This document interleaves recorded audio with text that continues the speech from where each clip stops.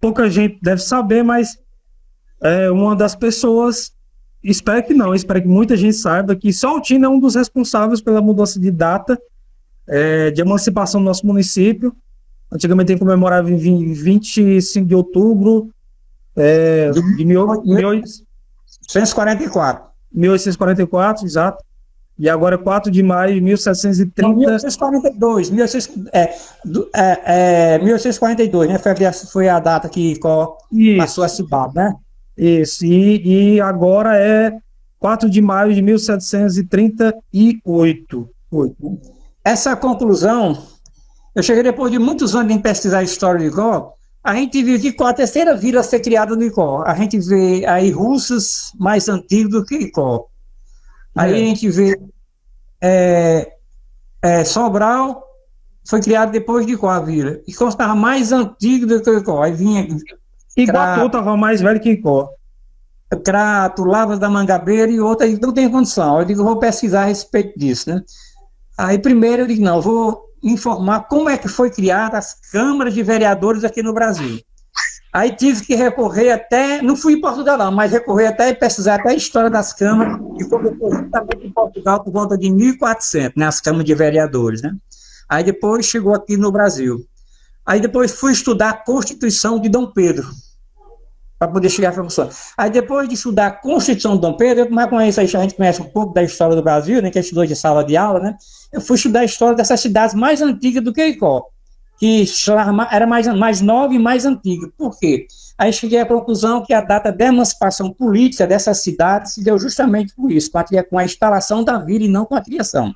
Aí fui pesquisar nos arquivos, para você ter uma ideia, só no arquivo público eu dei umas 20 viagens. Acaba sem dinheiro, sofre, viu? Eu ia muitas vezes, sabe, o empregado de prefeitura não ganha dinheiro, né? E não tive nenhum patrocínio de ninguém, né? Aí ia para o arquivo público, pegava aquela pensãozinha bem baratinha, tomava um café da manhã, ia para lá, ficava lá. Aí voltava de novo para a pensão, sem comer. Aí no outro dia ia tomar um café da manhã bem reforçado, aí ia para lá de novo. Aí fiz muito isso, né? Aí uma das coisas bem interessantes nessa pesquisa, encontrei os extratos da Câmara Quinal de Pedro Tebege e falavam justamente sobre isso, né? Esse extrato tá lá no arquivo público, isso aí. Encontrei. Os extratos sobre o assento dos antigos senados do Icó, né? Aí encontrei, né? Aí, graças a Deus, consegui pesquisar a respeito disso, né? E hoje está aí a história pesquisada. Ainda mais, eu fui em Fortaleza saber como é que foi criada a Vila do Icó, como é que foi que se deu a instalação da Vila do Icó. Depois fui em Sobral, fui também no Crato, fui na cidade de Russas, tudo isso pesquisar lá na Câmara de Vereadores, como é que foi criada isso na época. Infelizmente, aqui no Icó também não tem documento, né?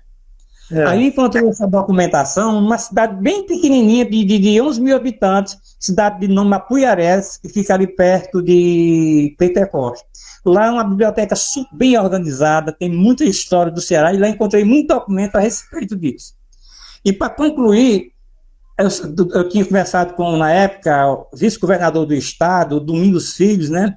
Aí ele me orientou como é que poderia fazer isso, que ele tinha feito lá em Sobral.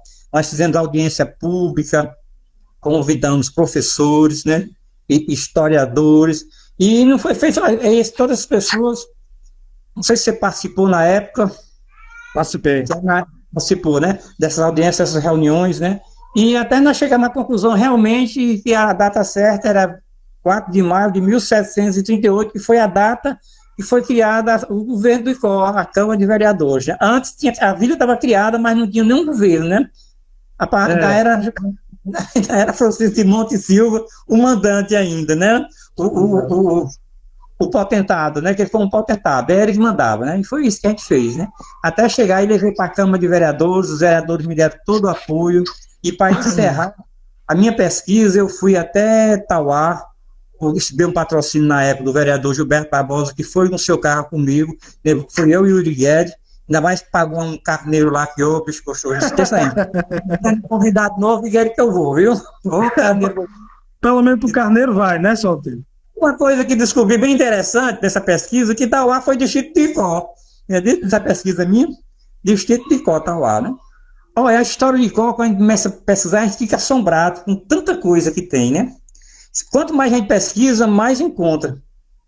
Eu acho que eu não encontrei nem 20% do que eu deveria contar da história de Có. Porque a história de 330, uma cidade de 338 anos de história, tem muita coisa. A gente vê o que Có viveu aqui, o momento do apogeu, né, do que Có teve, né? E até chegar a essa decadência, dá para escrever uma enciclopédia maior que a Basta. Hoje quem usa mais a Basta, né? Hoje, a vez da internet, ninguém nem quer nem saber mais da Basta, né? Eu acho que aqueles vendedores de enciclopédia, eles faliram já. Realmente é inegável a importância da pesquisa que o senhor fez e é uma justa homenagem à nossa cidade, essa que você fez, e realmente nos dá a devida importância e espaço no tempo, porque realmente a gente tinha cidade que era distrito de Có, que era mais velha que a gente, né? Então não fazia nenhum sentido. Realmente eu não sei por que perdurou tantos anos, né? 180, 160 anos comemorando uma data errada, né? Mas a gente sabe que é porque realmente às vezes as interpretações de textos, elas requerem mais que como o senhor fez. Tem que ter um estudo aprofundado, não é simplesmente achar, ler ali, achar que é aquilo e fazer. Não, a gente tem que ir atrás, tem que fazer todo um trabalho de pesquisa, se aprofundar